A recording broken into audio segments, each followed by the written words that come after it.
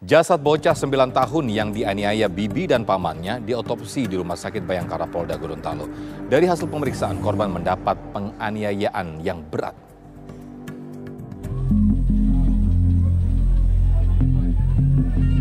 Kasus kematian seorang anak yang diduga dianiaya paman dan bibinya masih didalami Polres Gorontalo. Pihak keluarga akhirnya menyetujui jasad korban MAR diotopsi untuk mengetahui penyebab pasti kematian bocah laki-laki berusia 9 tahun tersebut. Otopsi dilakukan di Rumah Sakit Bayangkara Polda Gorontalo. Dari hasil pemeriksaan sementara, jasad korban penuh luka lama dan luka baru. Penganiayaan disaksikan oleh 3 saudara kandung korban yang juga berada di rumah pelaku. Sejauh ini polisi telah menetapkan bibi dan paman korban Devianti dan Imam sebagai tersangka. Keduanya menganiaya korban dengan alasan mereka menduga korban mencuri uang mereka. Kalau secara umum gambaran kemarin di rumah sakit itu sudah dipastikan memang banyak kekerasan yang terjadi pada tubuh korban. Ya, ada yang memang sudah terjadi beberapa kali dan juga ada yang dilakukan secara masih baru.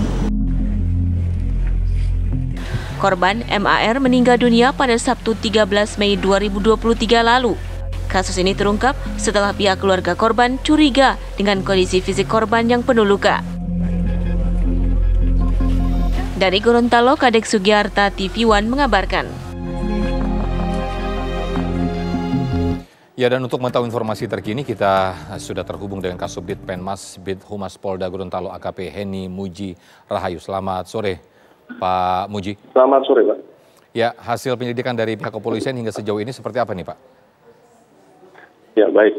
Jadi perlu kami jelaskan dari awal. Jadi pada hari Sabtu tanggal 13 Mei 2023, sekitar pukul 6 telah terjadi kejadian penganiayaan yang menyebabkan orang meninggal. Jadi di Desa Tenggela, Kecamatan Pilango, Kabupaten Gorontalo, Provinsi Gorontalo.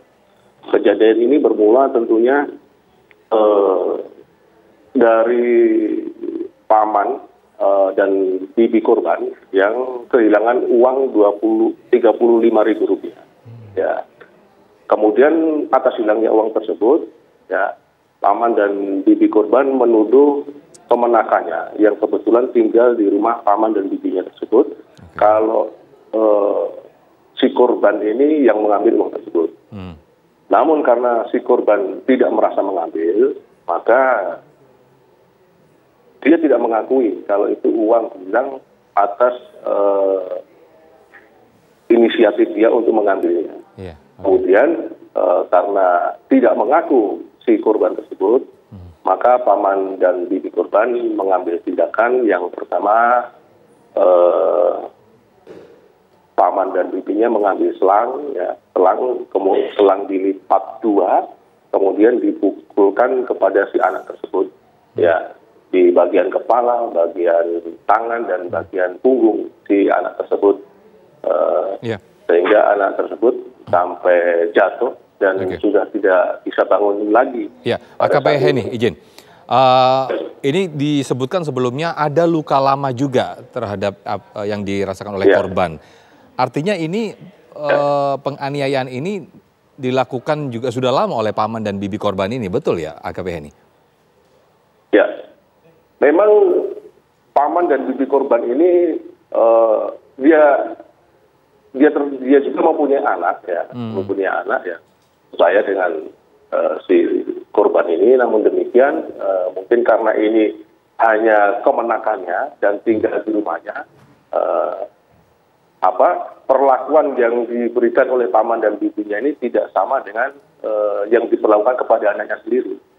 Sebelum kejadian pemukulan dengan selang penganiayaan yang mengakibatkan meninggal atas anak tersebut, memang sering anak tersebut diperlakukan yang tidak wajar. Namun masih dalam taraf-taraf masih bisa anak tersebut menahannya atas kesakitan yang dilakukan oleh paman dan bibinya.